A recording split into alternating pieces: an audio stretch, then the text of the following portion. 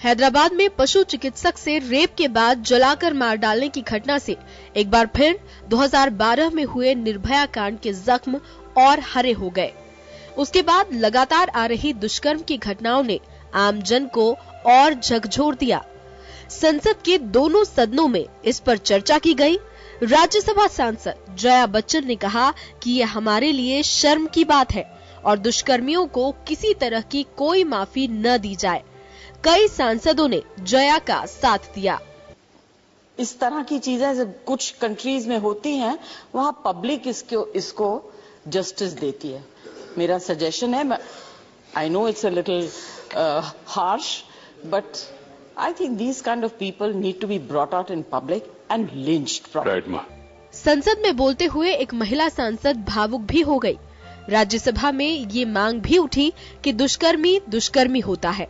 कोई बालिग और नाबालिग की आड़ में इस तरह की घटना को अंजाम दे रहा है, उसको सब पता है। ऐसे में प्रावधान बदले जाने चाहिए और फांसी की सजा को और कड़ा किया जाए। रक्षा मंत्री राजनाथ सिंह ने कहा कि फांसी की सजा को और कड़ा किया जाएगा। उन्होंने कहा कि इस पर सरकार विचार कर रही है। राज्यसभा के सभापति और उपराष्ट्रपति वेंकैया नायडू ने कहा कि इस तरह के दुष्कर्मियों से इच्छा शक्ति से निपटा जा सकता है। इससे बड़ा और कोई दूसरा अमानवीय कृत्य नहीं हो सकता। सारे सदन की भावनाओं को देखकर इस प्रकार की घटना के लिए जो भी जिम्मेदार है, जो भी अपराधी हैं, उनके खिलाफ कठोरतम कार्रवाई करने के लिए जो भी प्रोविजन करना होगा, यह सरकार वह प्रोविजन करने को तैयार है। जवाब हम सब लोग मिलकर इसका जवाब देना है और कोई विकल्प नहीं है। केवल कानून बनाने से ही काम नहीं होगा, ये सबको मालूम है। और सजा देने के बाद भी क्या हो रहा है हम लोग देख रहे, तो वो भी एक पहलू सामने आया। Appeal, mercy, can anybody think of having mercy to such people? देश के कई हिस्सों में इस घटना के बाद लगातार प्रदर्शन जारी है। लोग आक्रोशित हैं और केवल एक ही मांग कर रहे हैं कि दुष्कर्मियों को तुरंत फांसी दी जाए। फास्ट ट्रैक अदालत से भी सजा के बाद उनको अपील का ज्यादा वक्त न दिया जाए। देश आक्रोशित है इस घटना से, लेकिन संसद में दुष्कर्मियों की सजा की मांग के साथ साथ राजनीतिक खींचतान भी साफ दिखाई दी। ब्यूरो रिपोर्ट, जन टीवी न्यूज।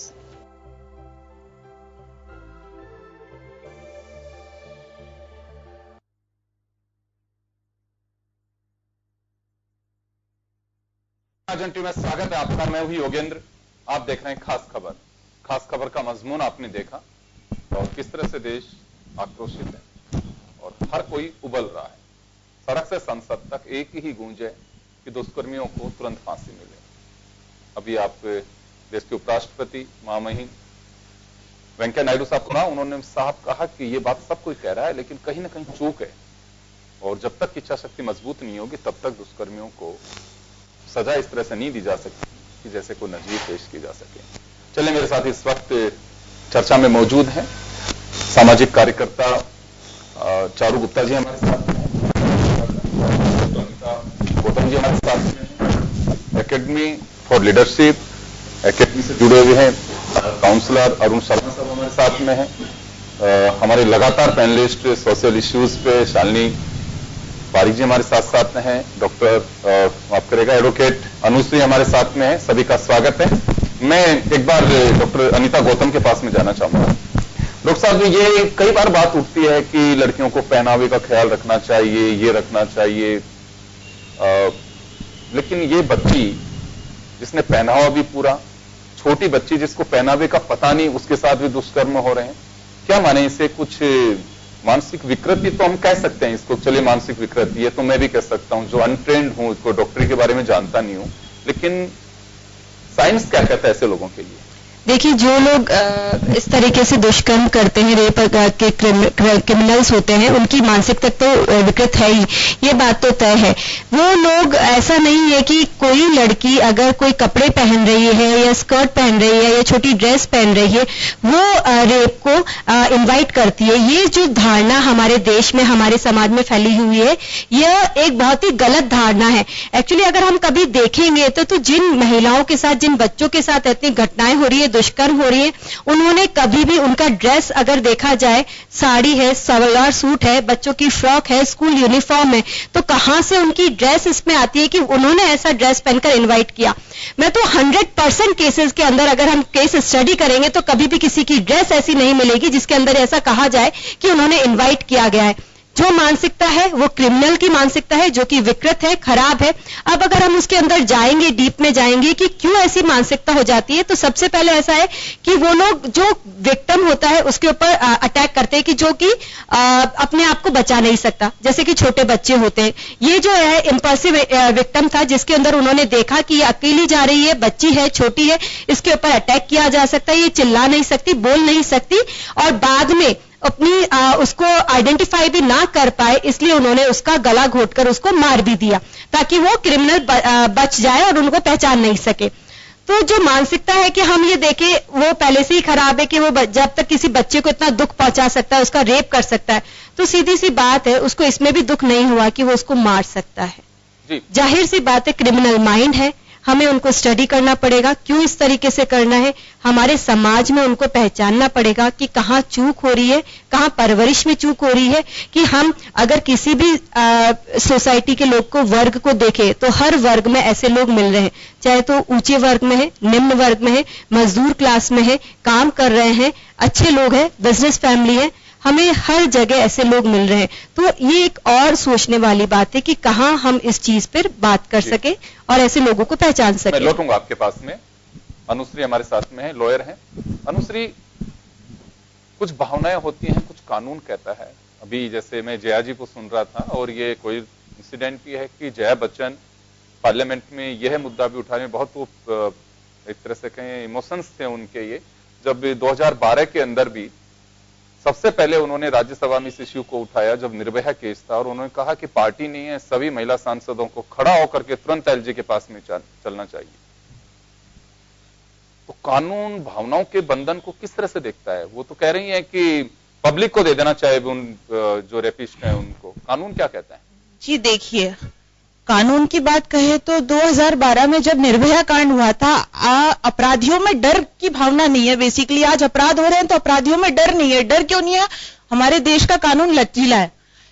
आज अगर 2012 में निर्भया कांड हुआ है तो मृत्यु, सुप्रीम कोर्ट से, माननीय उच्चतम न्यायालय से उनको मृत्यु दंड मिलने के बाद भी आज महामहिम राष्ट्रपति के यहाँ उनकी दया याचिका क्यों लंबित है? क्यों उस पर सुनवाई नहीं होती है? हम ये नहीं कह रहे हैं कि हर रेप के मामलों में सुनवाई हो, लेकिन जो जघन्य अपराध होते हैं, इस तरीके के मामले होते हैं, इनमें डे बाय डे क्यों नहीं सुनवाई होती है? कानून में अगर आप संशोधन कर देंगे तो उससे कानून नहीं रहता है, उस पर आपको क्रियान्वयन भी करना पड़ेगा, उस फैसले की पालना भी करनी पड़ेगी, जिससे अपराधियों में डर बना रहे। माननीय जया बच्चन जी ने कहा कि अपराधियों को जनता को सौंप देना चाहिए। मैं भी कहती हूं अपराधियों को जनता को सौंप देना चाहिए, देश में क्रांति आ जाएगी। अगर जनता को सौंपा जाएगा तो जैसे मॉब लिंचिंग होती है वैसे अपराधियों की लिंचिंग हो जाएगी। तो क्यों ना जल्दी से जल्दी एक्शन लेने चाहिए। और दूसरी बात रही पुलिस के रवैये, हम एक संवैधानिक दायरे में, कानून के दायरे में बंधे हुए हैं। कानून लेकिन ये कहता है कि कोई भी अपराधी हो सकता है, कितना घिनौना उसका जुर्म हो, लेकिन आप इस तरह से नहीं कर सकते, फिर वो कानून का राज नहीं रह सकता। तो कानून को जल्दी से जल्दी, मैं वही कह रही हूं ना कि हम ये नहीं कह रहे कि आज पर डे रेप के 100 मामले आते हैं, लेकिन डेली रेप के 100 मामलों में सुनवाई नहीं, हम ये नहीं कह रहे कि डेली के डेली आप मामलों में सुनवाई करो, लेकिन जो इस तरीके के निर्भया कांड हुआ, आज ये जो डॉक्टर प्रियंका रेड्डी जी का मामला है, इनमें अगर आप जल्दी से जल्दी नहीं सुनवाई करोगे तो फिर देश अपराधियों में डर नहीं बनेगा। अपराधी आज क्या सोचता है? अपराधी अपराध करने के बाद ये सोचता है कि मैं बच जाऊंगा। क्यों मारता है? कि मैं बच जाऊंगा, मेरे खिलाफ कोई सबूत नहीं रहेगा। तो अपराधियों में डर पैदा करेंगे तभी तो ये होगा। अभी हम बात करें निर्भया केस की, हर चीज को हम निर्भया केस से जोड़ते कि जब हुआ था उसके बाद बल्कि दिनों दिन बढ़ती जा रही। सबसे बड़ी बात निर्भया केस के अंदर क्या हुआ था, अपराधी थे सामने, उनको छोड़ा। बहुत दुख होता है, मैं हर बार कहती हूँ, एक बहुत जो अपनी शो करी थी जो कि सिर्फ 6 महीने छोटा था, 18 साल से, सिर्फ 6 महीने, उसको छोड़ा गया था। उसके लिए 2000 में अमेंडमेंट हो चुका है, पर उसको उसको तो छोड़ा था ना, उसको तो छोड़ा था, वो तो एक नजीर पेश हुई ना कि हम अपराधी को छूट जाएंगे। एक्चुअली ऐसा होता है। नायडू साहब कह रहे हैं कि अपराधी इस तरह के रेपिस्ट जो है वो नाबालिग का, जब वो मामला समझ सकता है कि जो जो ये समझ सकता है वो बालिग नाबालिग क्या है। और अगर इस तरीके से लग रहा है कि वो नाबालिग है 6 महीने, तो उसको कस्टडी में रखा जाता, जेल के पीछे रखा जाता, 10,000 रुपए सिलाई मशीन छोड़ दिया। ये एक नजीर पेश कर दी कि कोई भी ऐसा अपराध करे और वो खुला घूम सकता है। हमारा समाज इतना सबसे बड़ी दुख की बात है कि उसकी मदर मोदी जी के सामने बैठ के रो रही थी और मोदी जी कुछ नहीं कर पाए। That is very very worst जो हमारे सामने एग्जाम्पल है। मुझे बहुत ही दुख हुआ था उस घटना का, और अभी भी होता है। कई बार ऐसा लगता है कि ऐसी घटनाओं का कहीं ना कहीं एक जो शुरुआत हुई थी उसे एक घटना से हुई थी, जो हम रोज देख रहे हैं, रोज ऐसी बातें हो रही हैं कि ऐसे जघन्य अपराध बढ़ते जा रहे। उसके बाद रोड कितनी बार ऐसे लोगों को इतना टॉर्चर कर कर मारा गया है, चाहे तो वो 18 साल की है, 20 साल की है, 30 साल की है, 5 की, कहीं ना कहीं उन सबकी वहां से हुई। अरुण शर्मा साहब हमारे के लिए प्रोग्राम्स करते हैं। अरुण जी, इस घटनाएं होती हैं समाज के लिए। मुझे लगता है कि हम एक विकसित में शामिल होने की कोशिश कर रहे हैं, हम 21वीं सदी की बात कर रहे हैं, IT के युग की बात कर रहे हैं, हम कहते हैं विचारों कैंपेन्स चल रहे, घटनाएं जिस तरह से बढ़ रही हैं, आंकड़े हम देखते हैं वो तो बड़े चौंकाने वाले सामने आ रहे हैं। समाज का किस तरह का फेस सामने आ रहा है? देखिए योगेंद्र जी, आज जो देश में माहौल बना है इस जघन्य कांड के बाद, वो बहुत समझ में आने वाली बात है। लेकिन इस रोष की हमारे यहाँ उम्र काफी छोटी होती है। आज है ये, करीब 7-10 दिन बाद कोई और दूसरी खबर इसको कवर कर देगी और हम भूल जाएंगे। चुनौती यह है योगेंद्र जी कि हम सभ्य समाज की तरह इस समाज के कुछ असभ्य अंग को ट्रीट करना चाहते हैं। That is the challenge. Jaya ji आज बोली कि इनको भीड़ को सौंप देना चाहिए। मेरी नौजवान वकील पैनलिस्ट ने कहा कि ये ठीक भी है, भीड़ को सौंप दो, उनकी भी लिंचिंग हो जाएगी जैसे और लिंचिंग होती है। मेरे ख्याल में ये सही आंसर नहीं है समस्या का, क्योंकि अपनी भीड़ कोई बहुत समझदार नहीं है, उसको नहीं पता कब रुकना है। एक बार आपने ये आजादी दे दी कि आप कानून हाथ में लेके लोगों को जान से भी मार सकते हैं, तो उसका कोई अंत नहीं है। और हमें ये कभी नहीं भूलना चाहिए कि भीड़ भीड़ ही होती है, और उससे मांग पड़े तो ये काफी बात होगी। हमारे यहां समस्या ये है योगेंद्र जी कि उनका जो प्रोसेस है इतना दर्दनाक तरीके से धीमा है। इसके तो एग्जाम्पल है हमारे पास, जिस देश में देश की सिटिंग प्राइम मिनिस्टर को दिन दहाड़े सैकड़ों चश्मदीद गवाहों के सामने मार दिया जाता हो, उसमें चश्मदीद गवाहों की तो कोई कमी ही नहीं थी, सबूतों की कमी नहीं, सर्कमस्टांसेस की कमी नहीं, पूरा केस के प्रधानमंत्री का अगर 9-10 साल लेता है सॉल्व करने में, मैं का देख की सरकार लगभग इस वजह से भी चलेगी, लेकिन ये एक मेजर आखिरी कील थी कफन में कि इनसे तो ये भी नहीं संभल रहा। और मंडल आयोग के बाद में यूथ को मैंने उस तरह से सड़कों पे देखा, अन्ना हजारे के आंदोलन के बाद में, ताकि लोग सड़कों पे जिस तरह से उतरे और उनको ये भी मालूम नहीं था कि निर्भया से उनका कोई लेकिन आक्रोश जो अंदर लोगों में था, छिपा हुआ बैठा था। तो अब आप प्रोसेस देखिए, पहले सेशन कोर्ट जाता है, फिर वहां से सजा हो जाती है, फिर हाई कोर्ट में अपील लगाई जाती है, फिर सुप्रीम कोर्ट आता है, फिर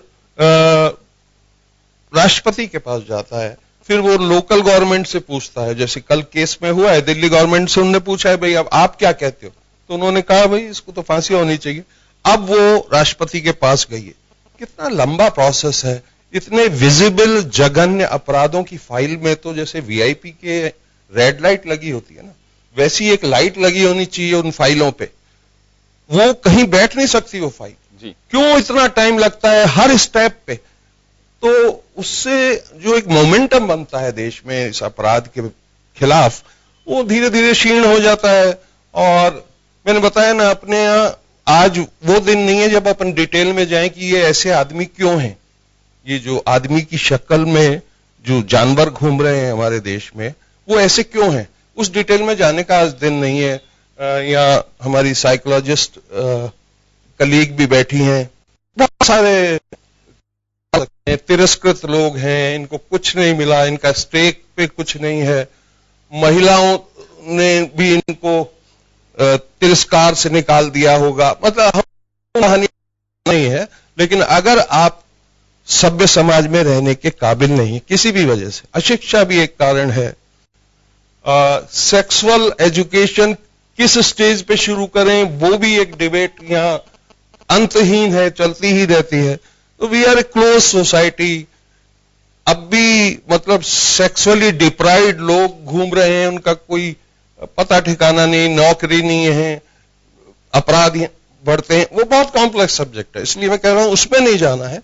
आज हमको सोचना है इस त्वरित न्याय किस तरीके से ला सकें, स्पेशली इतने विजिबल केसेस। क्योंकि हमारे यहाँ पे देखिए, कानून हमारा यहाँ हो, चाहे यूएस में हो, चाहे दुबई में, कहीं पे भी हो, एक नजीर पेश की जानी चाहिए कि उस केस में ऐसा हुआ था, इस वजह से नजीर। हमारे यहाँ पे हो ये रहा है कि मीडिया ट्रायल जिस केस की होती है वो फास्ट, और अगर नहीं है तो कितनी बच्चियों के साथ में गैंग रेप्स होते हैं। ये तो चलिए एक मामला जिस तरह का सामने आया है, और ये बात भी एक अलग है कि वो डॉक्टर बनी वेटनरी, लेकिन जिस रूट पे उसने काम किया वो इंसानी रूपी जानवरों को नहीं पहचान पाई। ये हालांकि पहचानने की कोशिश की, लेकिन ये समाज कुछ इसी तरह का है कि उसके हेल्प नहीं कर पाया। पुलिस को फोन किया उसकी बहन ने, लेकिन जिस तरह के जवाब वगैरह सब चीजें आई हैं, बहुत ही एक डिफरेंट मैटर है। दूसरा लेकिन योगेंद्र जी, ये पुलिस का रवैया हर बार सामने आता है। ये इलाकों का बंटवारा ऐसे केसों में मुझे कभी समझ नहीं आया, ये मेरे इलाके का नहीं है। कई कोर्ट्स की दलीलें इसमें आ भी चुकी हैं कि आप एक बार कोई भी है कहीं पे भी अगर ऐसा सीरियस मैटर है तो आप उसको अटेंड कीजिए। हाँ बिल्कुल, जैसे फर्स्ट एड देते हैं हम कि भाई ठीक है, तुरंत एक बार उसकी पट्टी तो करिए, बाकी चीजें से हॉस्पिटल में इच्छा होगी वहीं इलाज कराएगा, तुरंत पहुंचना चाहिए। मैं शालिनी जी के पास में जाऊंगा। शालिनी जी, एक बड़ी बात है ये निकल के आती है, और आज नहीं मैं वर्षों से सुनता आ रहा हूं, मुझे बहुत अच्छे से ध्यान में, कई बार इसको कोट करता हूं, मैंने कानों से सुनी बात बताता हूं। बनी पार्क जयपुर में माँ और एक बेटी, माँ उसकी लगातार उस बच्चे को समझाने की कोशिश कर रही, रिक्शे के अंदर ही, मैं भी पीछा करते हुए अपने स्कूटर से उनसे सुनना चाह रहा था क्या कह रही है। उसको सिर्फ उस पेशी पे ये समझा के ले जाना चाह रही थी कि तू तो इस केस को विड्रॉ कर ले। इतने साल तो गुजर गए और यहाँ पे आने के बाद में वही रटे रटाए सवाल कि ये दूसरा रेप हो रहा है तेरा। तो ये जब चीजें सामने आती हैं तो मुझे लगता है कि टूटते हैं। आप लोग भी सब सोच रहे हैं, और संसद में भी बात हुई कि फास्ट ट्रैक में आपने अपील का प्रावधान कर रखा, आप एक लोअर कोर्ट से आपने पनिशमेंट दे दिया, उसके बाद में अपर कोर्ट में आपकी अपील है, फिर हाई कोर्ट में, फिर डबल बेंच में, फिर सुप्रीम कोर्ट, फिर आपकी दया याचिका। आपके पास में माफी के लिए बहुत सारे रास्ते हैं, बहुत सारे। तो शालिनी जी, मैं जानना चाहता हूं कि वास्तव में पब्लिक में चर्चा कैसी है। देखिए, कानून से बाहर नहीं जा सकते हैं, कानून में ही एक ऐसी नजीर पेश की जानी चाहिए ताकि सामने वालों को एहसास हो इस बात का कि कानून बहुत सख्त है। मैं तो ये मानती हूँ ये बहुत दुखद हुआ है, और सिर्फ ये केस ही नहीं, ये जब भी होता है ये दुखद ही है, इसके लिए कोई शब्द नहीं होते। अब जो सवाल आपने पूछा, पहले तो आपने स्टार्ट ये किया कि सड़कों से संसद, और दूसरा जो अभी आप सवाल मुझसे पूछ रहे हैं, इंसान को टूटना नहीं चाहिए। कभी भी आप जिस दिन टूट गए, लोग सब तैयार रहेंगे आपको तोड़ने के लिए। आपको शायद मुझे ना मिले जस्टिस, मगर मैं जस्टिस के लिए खड़ी रही, यही एक जस्टिस है। एक अंग्रेजी में कहावत है, justice denied is justice delayed. मैं उसको पूरी अच्छी तरह मानती हूँ, पर इसका यह मतलब नहीं है मैं जस्टिस के लिए आवाज ना उठाऊं, और जरूर उठानी चाहिए, और इसमें कभी पीछा नहीं आना चाहिए। अब जहां आप इसकी बात कर रहे हैं, हल्का सा डेविएटेड है, मगर बात तो वही है, टॉपिक रिमेन्स द सेम, इसलिए मैं बोल रही हूँ। राजस्थान हिंदुस्तान का एक ऐसा स्टेट है जहां पे डेथ पेनल्टी दी जाती है, मगर क्या राजस्थान में पिछले 11 महीने में रेप नहीं हुआ? हम लोग आज हैदराबाद का एक बहुत दुखद बात कर रहे हैं। टोंक में क्या हुआ? जो फर्स्ट स्टैंडर्ड की बच्ची एक स्पोर्ट्स इवेंट के लिए जाती है स्कूल, उसके साथ दुष्कर्म करके उसी की स्कूल बेल्ट से गला घोट के उसको मार डाल दिया जाता है। तो डेथ पेनल्टी है, खौफ है। दूसरी बात है जो अभी ये बहुत मेरे अच्छे फ्रेंड्स हैं जो पैनलिस्ट हैं और बहुत अच्छी बातें कर रहे हैं, they are knowledgeable there in their respective fields. आप मुझे ये बात बताइए कि ये जो कल जो घटना हुई हैदराबाद में, ये 4 लड़के थे, मैं उनको लड़का इसलिए बोलती हूँ क्योंकि उनकी उम्र के बारे में मुझे यहाँ पे बात नहीं करनी। वो ट्रक चला रहे थे, ट्रक से सामान लेके आए, एक टोल प्लाजा के उधर खड़ा किया, उसके पास ड्राइविंग लाइसेंस नहीं था। जब भी कोई अनर्थ होता है उसका एक स्टार्टिंग पॉइंट होता है। ट्रैफिक पुलिस ने 2 साल तक उनको पकड़ा नहीं, उन्होंने तो पता नहीं कितने रेप किए होंगे, क्या क्या किया होगा। और जहां पे ये दुखदाई घटना हुई है वहां पे आके आपको पता है कि एक लड़की जली हुई मिली है, उसका भी एशेस मिले हैं। तो ये ट्रक ड्राइवर 2 साल से बिना ड्राइविंग लाइसेंस के घुमा रहे हैं। और जब पुलिस कल यानी जिस दिन ये घटना हुई है उस दिन जब इनके पास आई तो इन्होंने ट्रक को खड़ा कर दिया ये कह के कि ये ट्रक चली नहीं रही है।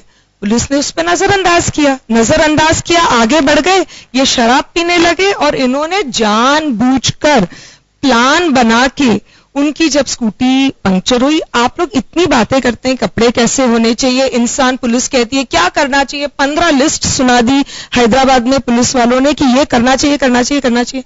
मैं कहती हूँ कुछ भी नहीं करना चाहिए। अगर वो बच्ची, उसने तो फोन भी किया, उनके कपड़े बराबर थे, वो 26 ईयर ओल्ड की थी, वो छोटी बच्ची नहीं है, वो बहुत बड़ी अधेड़ उम्र की बच्ची नहीं है, लेडी नहीं है जो भाग नहीं सकती, उनकी फिजिकल हेल्थ सही है। उन्होंने अपने घर पे फोन किया, अपनी बहन से बात की और कहा कि मुझे डर लग रहा है, आई नीड हेल्प। मगर 9:30 बजे का टाइम कोई गलत नहीं है। लोग क्यों कहते हैं ये सब काम नहीं करने चाहिए? मैं कहती हूँ कुछ भी करे, वो रात के 11 बजे भी अगर आए, वो किसी को फोन न भी करे, your government, your society, your law should give you the point of security and safety।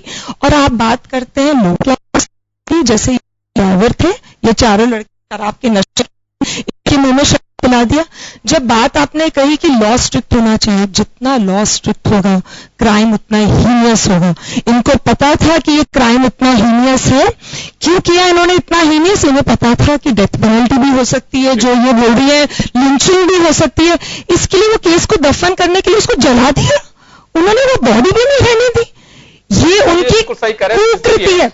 और दूसरी बात, मैं आपको इंटरप्ट इसलिए कर रही हूं क्योंकि मेरे अंदर एक आक्रोश है।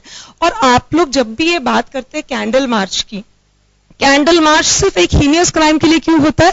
हम कौन होते हैं बोलने वाले? जो इन बच्ची के साथ हुआ टोंक में, वो भी हीनियस क्राइम है, वो छोटी बच्ची के साथ हुआ है, किसी 60 साल। आप अगर एक लड़का लड़की रास्ते में चल रहे हैं हाथ पकड़ के, तो समाज के लोग आके कहते हैं कि ये ना पकड़े हाथ, इनको दूर करो। हाँ, और जब एक आदमी बिना आपकी इच्छा के या कोई औरत बिना आपकी इच्छा के, बिना आपकी स्वीकृति के आपको छूता है, बलात्कार करता है, आप उसको अलाउ करते हैं? आप उसके लिए रिट पिटिशन मांगते हैं, आप उसके लिए पूछते हैं कि न्याय दो, उसके लिए बोलते हैं कि इसको या तो फांसी लगाओ या इसको, ये छोटा है उम्र में, इसको माफ कर दो? बिल्कुल नहीं। और लड़की की मां क्या बोले, लड़की को क्या सिखाओ, लड़के को क्या सिखाओ, मेरा ये मुद्दा भी नहीं है, इसके लिए दूसरा मुद्दा होगा। मैं कहती हूँ जिस लड़की की मां को पता पड़ गया उसके बेटे ने इतना कुकृति की है, उसको आगे जाके बोलना चाहिए मेरे बेटे को गिरफ्तार करो। भगवान ना करे अगर कोई ये लड़की भी लड़के के साथ करे, उसकी मां को भी, उसके घर वालों को भी आगे जाके बोलना चाहिए इसे गिरफ्तार करो। और पुलिस 3 घंटे वेस्ट कर रही थी। उन्होंने ये नहीं पूछा कि भाई अगर आपका, चलो मैं मान गई कि पुलिस को ये लगा वो किसी और लड़के के साथ भाग गई। पुलिस कौन होती है ये सब सोचने के लिए और समझने के लिए? ये आपका जॉब है। This is the reason why you are in a police station, that अगर वो भाग भी गई है तो भी आपको जाना चाहिए पकड़। वापस लौटूंगा आप लोगों के पास में। मैं चारू जी के पास में जाना चाह रहा हूं एक बार। चारू जी, आपके यहाँ पे एक सेंटर भी चलाती हैं आप, बहुत सारे बच्चे बच्चियां भी इस तरह के आते हैं, कई होते हैं छेड़छाड़ की घटनाएं होती हैं, कोई परेशान होते हैं, वो भी आते हैं। कुछ विचार ऐसे आते हैं कि वास्तव में कहाँ खामी है हमारे यहाँ पे अभी, जिसको हम दुरुस्त नहीं कर पा रहे हैं। सिर्फ चर्चाएं होती है लेकिन आज तक दुरुस्त नहीं हो पाई। कोई तो ऐसी वजह है।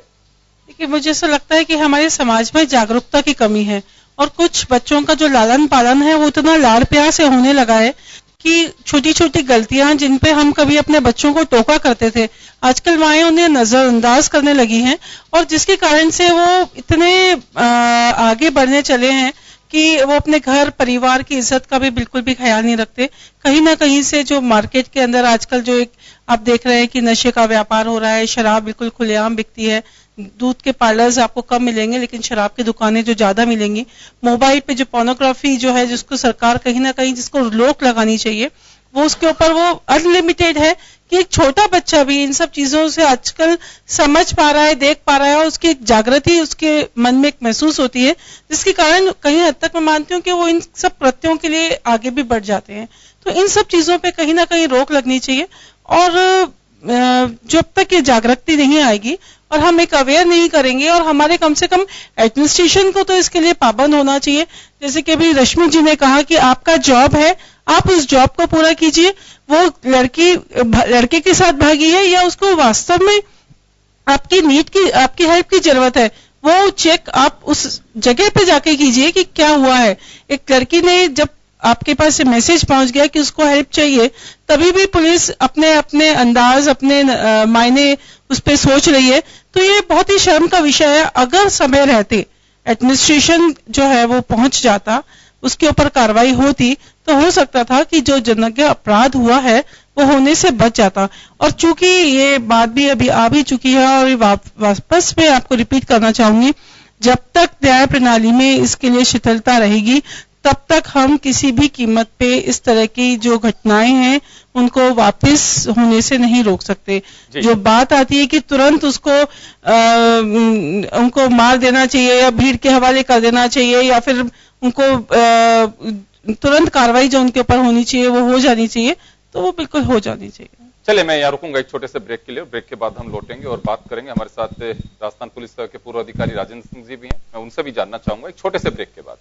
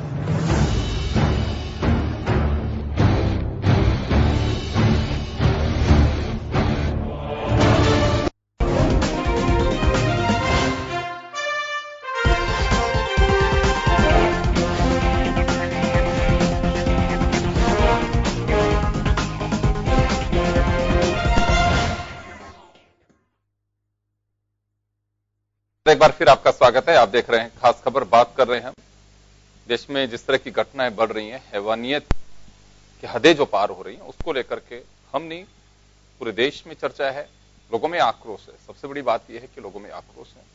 आखिर हमारे साथ राजस्थान पुलिस सेवा के पूर्व अधिकारी राजेंद्र सिंह जी जुड़े हुए हैं। सिंह साहब, मैं आपसे जानना चाहूंगा कि कहाँ कमी रह रही है? आप लोगों ने काफी इन्वेस्टिगेशन की है, चीजें आती भी हैं सामने, घटनाएं नई नहीं है, पहले से चली आ रही, लेकिन कानून इतना सख्त हो चुका, हम पढ़े लिखे हैं, लिटरेसी रेशो हमारा बढ़ता जा रहा है, उसके बावजूद भी ये घटनाएं जिस तरह की सामने आती हैं वो हर किसी को झकझोर सकती है। योगेंद्र जी, आपकी बात बिल्कुल सही है कि पिछले 10-15 सालों में दुष्कर्म की घटनाओं के बारे में समाज के सभी वर्गों में बड़ी चिंता बनी और उसके बाद सबने इसको रोकने के कई रास्ते भी खोजे, कानूनों में भी संशोधन हुए और कड़े कानून भी बने। हर सरकार ने अपने अपने हिसाब से कानूनों में संशोधन करके जनता को ये संदेश दिया कि हम किस तरह से और भी ज्यादा कड़े कानून बना सकते हैं। अब सवाल ये है कि कानून तो सारे कड़े बन गए, पर उसका इम्प्लीमेंटेशन कहीं पे भी हो नहीं रहा है। देखो, ये आज की बात नहीं है, शुरू से आप इसको इतिहास में देखोगे तो कहा गया है कि भय बिना होए न प्रीति। जब तक समाज में जो इस तरह के बदमाश लोगों के दिमाग में जब तक भय नहीं होगा, डर नहीं होगा, पुलिस का इकबाल नहीं होगा, कानून का इकबाल नहीं होगा, व्यवस्था का इकबाल नहीं होगा, तब तक उनके मन में किसी भी क्राइम को करने के बारे में सोचने की वो जो सोच होती है, उसकी जो एक मानसिकता, एक विकृत मानसिकता होती है, वो केवल डर से ही रुक सकती है। हर जगह न तो पुलिस लग सकती है, न पुलिस संभव है, क्योंकि न हमारे पास इतने संसाधन है। हम सोचते जरूर हैं अमेरिकन कल्चर की, इंग्लैंड की तरह की व्यवस्था की, स्कॉटलैंड की जैसी व्यवस्था की, पर हमारी जैसी पुलिस हालत, थानों में एक गाड़ी वो धक्का देके चलती है, सबको पता है। वहां टेलीफोनों की क्या हालत है, वहां कितना स्टाफ है, आज भी 25% स्टाफ कम है। तो जो जिस हालात में इस देश की पुलिस काम कर रही है, उस हालात में केवल एक ही तरीका हो सकता है इस तरह के अपराधों को रोकने का, कि अपराधियों में एक भय की भावना पैदा हो। वो नहीं हो रही, बल्कि अब आम आदमी में भय की भावना पैदा हो रही है पुलिस के कामकाज से। पुलिस इस तरह के कामकाज कर रही है कि वो आम आदमी पुलिस से डर रहा है, अपराधी नहीं डर रहे हैं। उसके लिए अगर हमको सोचना पड़ेगा, विचार करना पड़ेगा। कड़े कानून बनाने से कुछ नहीं होगा जब तक हम हमारे पूरे क्रिमिनल जस्टिस सिस्टम को रिव्यू नहीं करेंगे, हम उसकी समीक्षा नहीं करेंगे। कहां से आज कोई भी अगर क्राइम होता है तो उसकी रोकने की, उसको प्रिवेंट करने की जिम्मेदारी हमारी सरकारों की है, पुलिस की है। एक अलग से पूरी यूनिट बनी हुई है पुलिस इस कामकाज के लिए। करोड़ों रुपए उस पर खर्च हो रहे हैं, करोड़ों रुपए के साधन उनको दे रहे हैं, पर वो क्यों नहीं रोक पा रहे? ये सबसे बड़ा सवाल पूरा देश जानना चाह रहा है, और देश सही सवाल खड़ा कर रहा है कि हम हमारे खून पसीने की गाड़ी कमाई में से पैसा दे रहे हैं हमारे बच्चियों की, हमारे सामान की, हमारी खुद की रक्षा करने के लिए, जन माल की रक्षा करने के लिए, और वो कर नहीं पा रही पुलिस। तो आखिर उससे सवाल तो पूछने का उनको अधिकार बनता ही है, क्यों नहीं कर पा रही?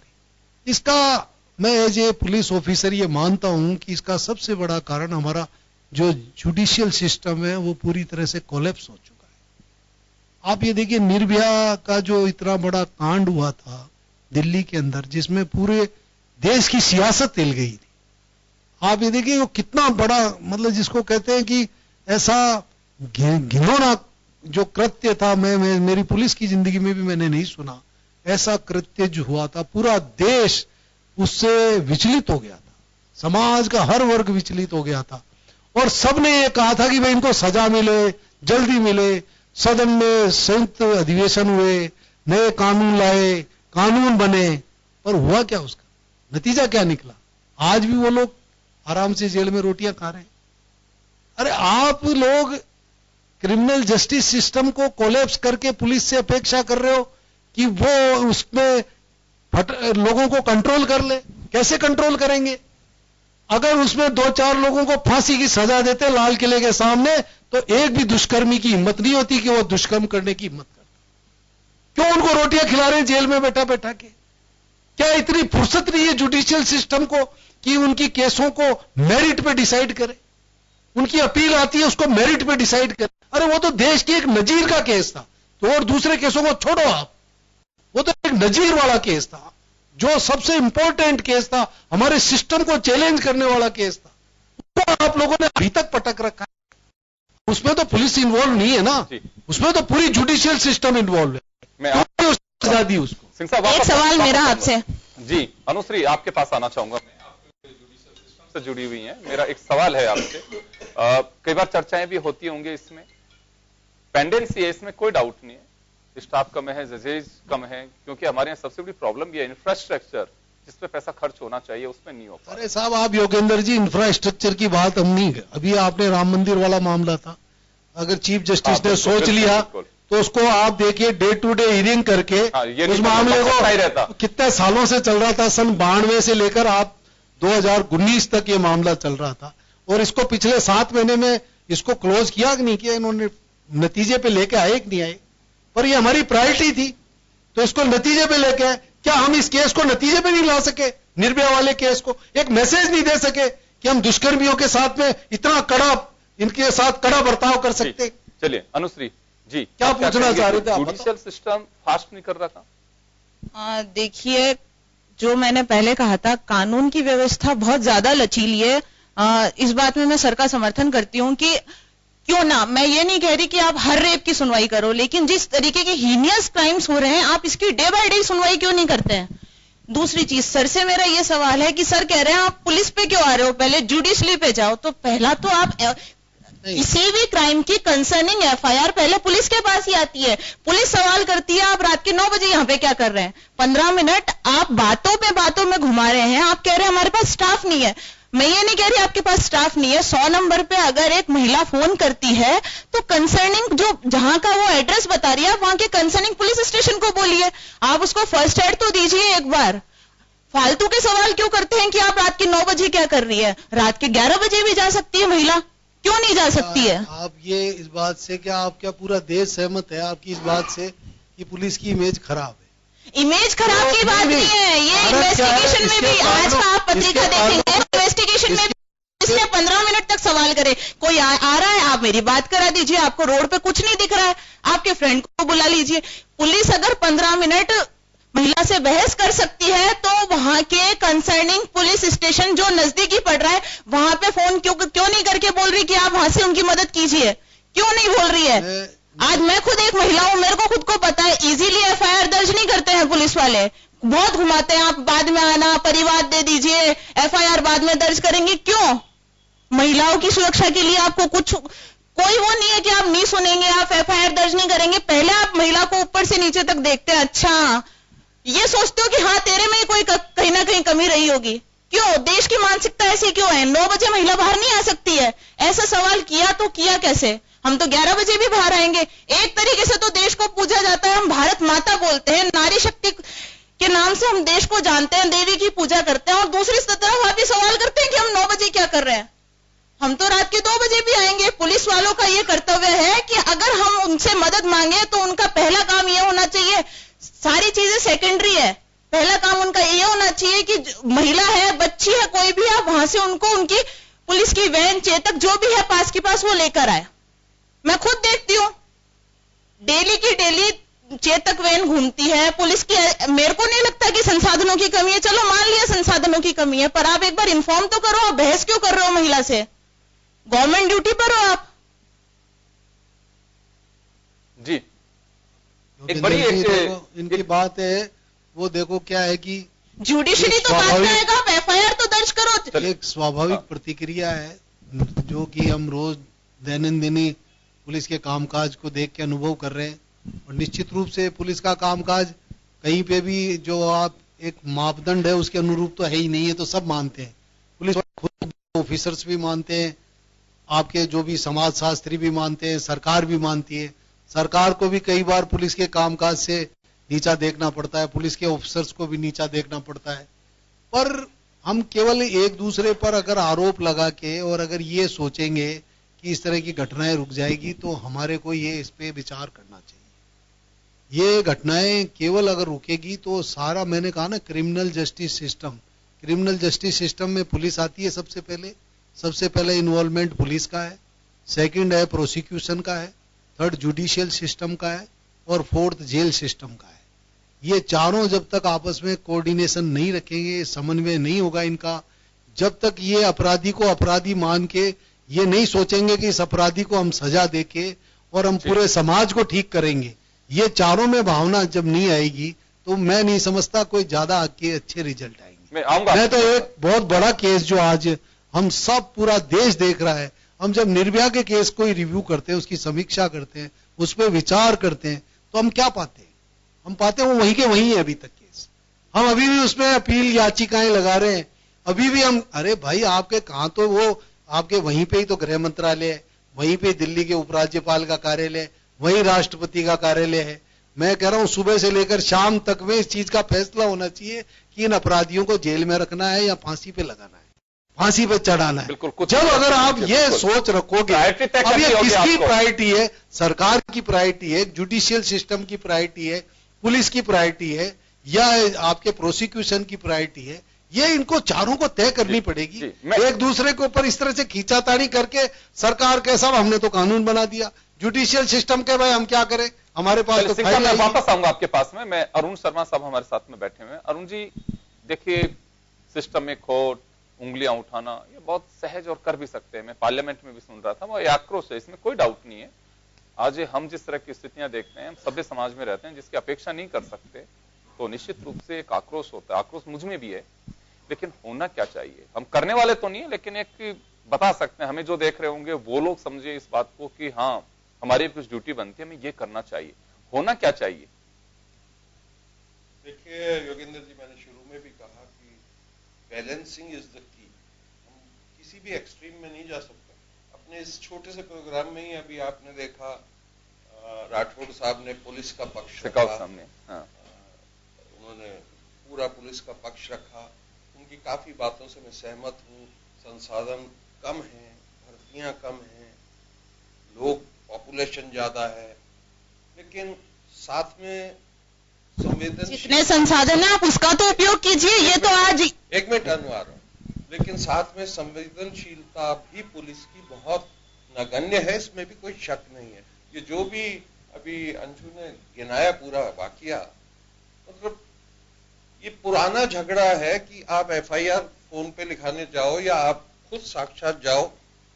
इलाके का सवाल पहले, ये मेरे इलाके का नहीं। आपका इलाका क्या है यार? इलाका तो गुंडों का होता है। एक प्रशासनिक व्यवस्था के तौर पे बांटा गया है, भाई इस तरीके से ये इलाका इधर है। लेकिन अगर इस सेंस की प्राथमिकता है, कहीं इस सेंस की अर्जेंसी है, इसमें इलाका कहां पिक्चर में आता है? ये इतना पॉपुलर बहाना है पुलिस में कि ये मेरे इलाके का नहीं है। वो पीड़ित जिसके जबरदस्त इमरजेंसी है वो भटकता रहता है, 4-4 थानों में जाता है, कितनी बार सुनते हैं। फिर ये जो अप्रोच है अंशु से मैं फिर एग्री करता हूं। आप कौन होते हो यार फोन पे इस पूरा इन्वेस्टिगेशन करने वाले, शक की निगाह से देखने वाले, अपने दोस्त को बुला ले कहने वाले? एक निगाह में ही फर्क है कि ये सब गड़बड़ है, घूम क्यों रही है 9 बजे तक। ठीक है अंशु, 2 बजे तक हम तो आएंगे, ठीक नहीं है, पर बैलेंस करना पड़ेगा। और मैंने कहा ना, जैसे कोर्ट भी आपकी सही एग्जाम्पल है, राम मंदिर इनको इस बार लगा कि ये प्राथमिकता है देश की, यार बहुत हल्ला मच रहा है, गवर्नमेंट भी उस तरफ है, तो जी जान से जुट के, और गोगोई साहब को लगा होगा ये एक बड़ा काम में कर जाऊं जाते। बिल्कुल, हमारे सबसे बड़ी बात यही है, क्यों नहीं करते हैं? केसेस में नजीर देखी जाती है और उसका एक मैसेज जाता है। यहां कुछ होना भी ऐसा ही चाहिए कि हो क्या रहा। देखिए गल्फ कंट्रीज में क्यों इतना जो क्राइम रेशो देखिए आप, उनकी पॉपुलेशन कितनी कम है हमसे, और क्राइम का रेशो देखिए आप, दुस्साहस इतनी जल्दी कोई कर नहीं पाता है। क्यों? कानून इसी तरह का बना हुआ है वहां पे। जिसने पनाह दी उसके भी कोड़े पड़ते हैं, और वो तो बिल्कुल उसमें तो डेथ उसे मिलती है।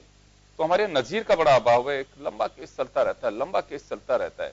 सही कहा आपने भी कि इंदिरा गांधी के केस में देखिए, प्रधानमंत्री से बड़ा क्या होगा, उनकी हत्या के बाद भी कितने सालों तक केस चलता रहा। हमारे ये कहा जाता है कि उसका अधिकार है, लास्ट तक भी वो अपनी कोशिश कर सकता है, करिए कोशिश, लेकिन आप उसको फास्ट ट्रैक तक लेके आइए ताकि और जल्दी से उस जो भी है केस का डिस्पोजल। तो मैं एक बार फिर शालिनी जी के पास में जाना चाहूंगा। शालिनी जी, हम कुछ भी कह सकते हैं, आक्रोश सब में है, आरोप भी लग सकते हैं, हालांकि बहुत अच्छी बात चल रही है कि आप लोग बात वैसे बता रहे हैं कि हाँ ये बहुत ही अलग पैटर्न से कि हाँ इस तरह से नहीं होना चाहिए। मैं तो वो सुझाव भी जानना चाहता हूं कि चलिए होना क्या चाहिए। सबसे पहले तो मैं ये कहना चाहूंगी कि लोग एक दूसरे को देवी देवता बोलना बंद कर दें। बिल्कुल, औरतें देवियां नहीं है, तो आदमी देव नहीं है, हम सब ने मनुष्य योनि में मनुष्य बन के पैदा हुए हैं।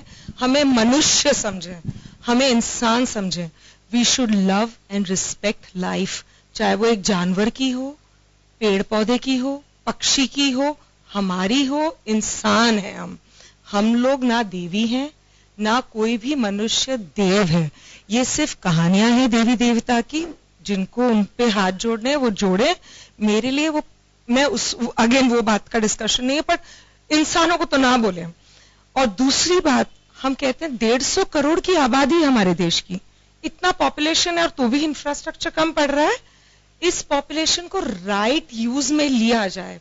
हम अगर कहते हैं कि पुलिस वालों के लिए कमी है या किसी भी डिपार्टमेंट में किसी भी व्यक्ति की कमी है, तो ये कमी नहीं होनी चाहिए। द रीजन बीइंग हमारा मोस्ट पॉपुलेटेड कंट्री है इस प्लैनेट के ऊपर। हमारे यहाँ तो इंसान ऐसा होना चाहिए कि रास्ते पे पेड़ पौधे के पत्ते भी गिरे वो भी डस्टबिन देख के उसमें जाना चाहिए, उसको भी नहीं जमीन छूनी चाहिए कि किसी आदमी ने रास्ते में ही पकड़ लिया। कर क्या रही है 150 करोड़ की आबादी? आपने उनको बस मोर्चा और आंदोलन के लिए रख रखा है, उनका इस्तेमाल करें गवर्नमेंट।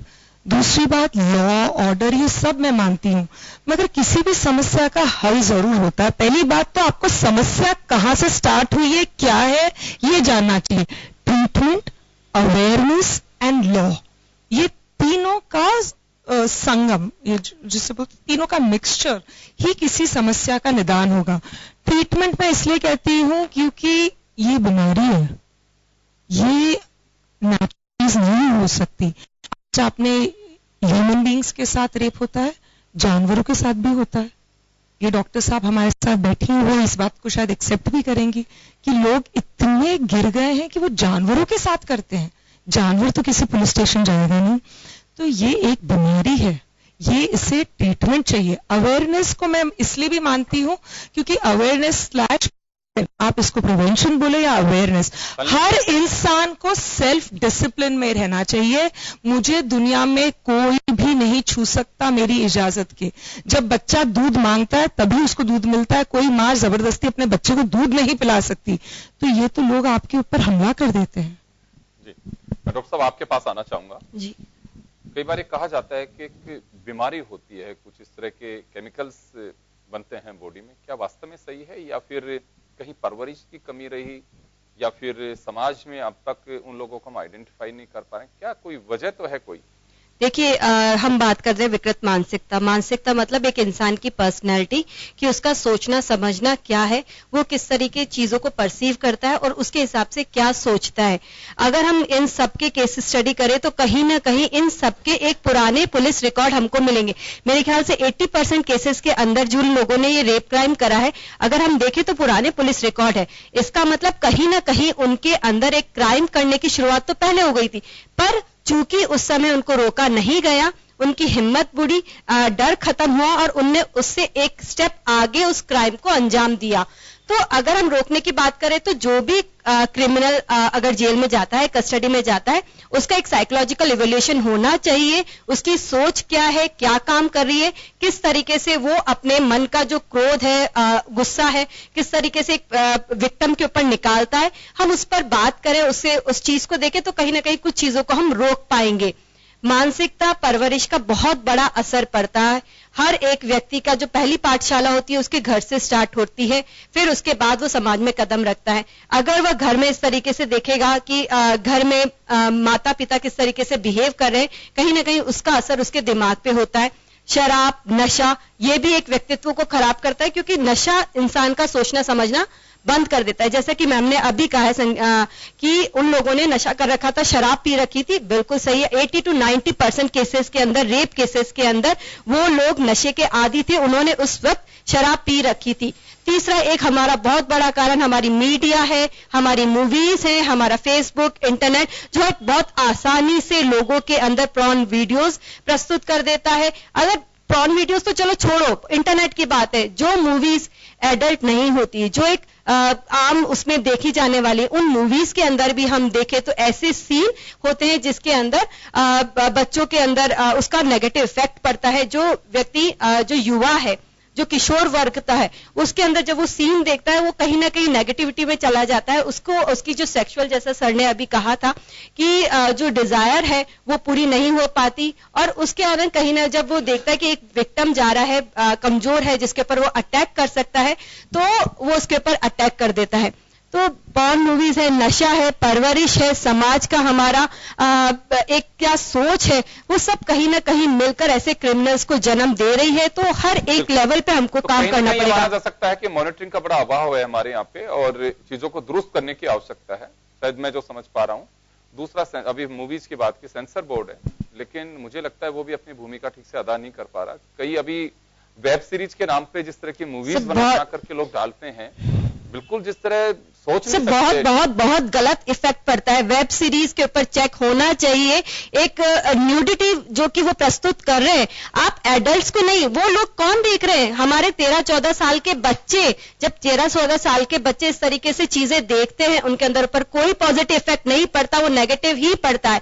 मैं जानती हूं अगर एक बच्चा बड़ा हो रहा है उसको सेक्सुअल एजुकेशन देनी चाहिए ताकि एक सही दिशा में जाए, पर ये जो वेब सीरीज प्रस्तुत कर रहे, मूवीज प्रस्तुत कर रहे, पॉर्न वीडियोज प्रस्तुत कर रहे, वो एक नेगेटिव इफेक्ट है जो कि उसके व्यक्तित्व को खराब करता है और कहीं ना कहीं उसके अंदर वो एक कीड़ा जन्म लेता है जिसके ऊपर वो क्रिमिनल बनाता है। चारू जी के पास में जाना चाहूंगा। चारू जी, क्या चाहते क्या है लोग, क्या होना क्या चाहिए? कि मैं मानती हूं कि समन्वयता की बहुत ज्यादा जरूरत है, पब्लिक जागरूक हो, पुलिस प्रशासन को भी जो है प्रॉपर इंफ्रास्ट्रक्चर मिले। आज एक राज्यपाल या मुख्यमंत्री सड़क पे अगर मान लीजिए कहीं रोड क्रॉस करते हैं या कहीं जाते हैं तो करीब 300 के आसपास जो है पुलिसकर्मी उनकी सुरक्षा के लिए लग जाते हैं। तो आम आदमी को तो सुरक्षा का सवाल ही नहीं होता। आज भी हम देखेंगे कि वास्तव में जैसे शेखावत जी कह रहे हैं, हम गलत नहीं कह सकते कि आज भी हमारे थानों में मेजर इंफ्रास्ट्रक्चर की कमी है और इस वजह से भी वो चाहते हुए भी उस चीज को कंप्लीट नहीं कर पाते जो उनका दायित्व है, जो उनका कर्तव्य है। तो पुलिस को भी प्रॉपर इंफ्रास्ट्रक्चर मिले, प्रॉपर उनकी स्टाफिंग उसके अंदर हो और इसके अलावा प्रशासन का कड़ा नियंत्रण हो कि इस तरह की कोई भी घटनाएं अगर आती हैं या कहीं से भी कोई, चाहे वो एक फेक कॉल भी हो, अगर उनको ऐसा महसूस होता है तो भी वो जाकर उस पर तत्परता के साथ वहां पर पहुंचे और उस चीजों का निदान हो। अगर फेक कॉल है तो आइंदा उनको रोक ही जानी चाहिए ताकि इस तरह का नियंत्रण हो सके। इन्वेस्टिगेशन का पार्ट है लेकिन वो भी ऐसा हो रहा है क्या, क्यों हो रहा है, क्यों फोन किया गया। चलिए मैं राजेंद्र सिंह जी के पास में जाना चाहूंगा। सिंह साहब, ये तो बहुत सारी चीजें हैं कि ऐसा नहीं हुआ, यहाँ कमी रही,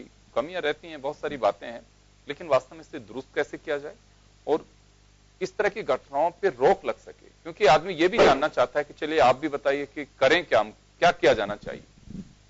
देखो योगेंद्र जी, आपको मैं तो एक सीधी उदाहरण बताता हूं, इसमें ज्यादा अपन सोचे कि गल्फ कंट्रीज है, वहां सजा का बहुत ही, जिसको कहते हैं कि कड़ी से कड़ी सजा के प्रावधान है, तो वहां अपराध कम है। और दूसरे ऐसे डेमोक्रेटिक सेटअप है, वहां पे सजा के प्रावधान कमजोर हैं, तो वहां क्राइम उसी रेशो से बढ़ रहा है। अब हमें सबसे पहले तो ये है कि हम कड़ी से कड़ी सजा कैसे दें। ये देखो, ये सब चीजें अपॉर्चुनिटी क्राइम की है, इसको हमको सोचें कि अपॉर्चुनिटी क्राइम, इसके लिए आप किसी को भी दोष दे दो, ठीक है, वो आप लोगों की बातें सही है कि आप वहां गए, पुलिस में गए, कंप्लेनेंट वहां क्या बिहेव हुआ, वो सब चीजें बाद की है। पर पहले वो बच्ची एक स्कूटी पे जा रही थी और उसको 4 आदमी मिले और उनकी जो दुष्कर्मी भावनाएं थी, दुष्कर्मी विचार थे, जो दुष्कर्मी भावनाएं विचार हमारे समाज ने दिए, हमारे मीडिया ने दिए, हमारे ये टीवी ने दिए, हमारे मोबाइल ने दिए, हमारे इस तरह के लिटरेचर ने दिए, वो विचार उनके दिमाग में पहले से रिजर्व थे।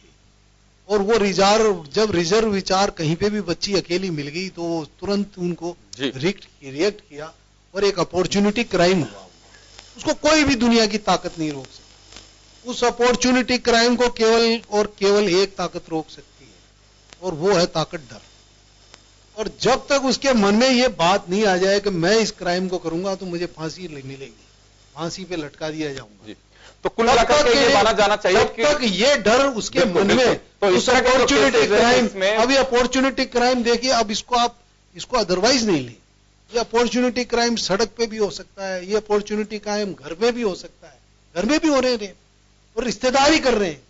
ये जब तक ये उसके मन में, क्रिमिनल के दिमाग में ये डर नहीं होगा, तब तक ये क्राइम नहीं रुकेगा। अगर हम ऐसे ही अगर इसको खींचते रहेंगे, हम डिस्कशन करते रहेंगे, पार्लियामेंट में बहस होती रहेगी, कानूनों में संशोधन होते रहेंगे और इसी तरह जनता को जुमले देते रहेंगे हम लोग। जी, और कुछ नहीं होना इस। चले मैं रोकना चाहूंगा, मैं माफी चाहूंगा, समय का अभाव है। तो कुल मिलाकर के दो चीजें सामने आ रही हैं।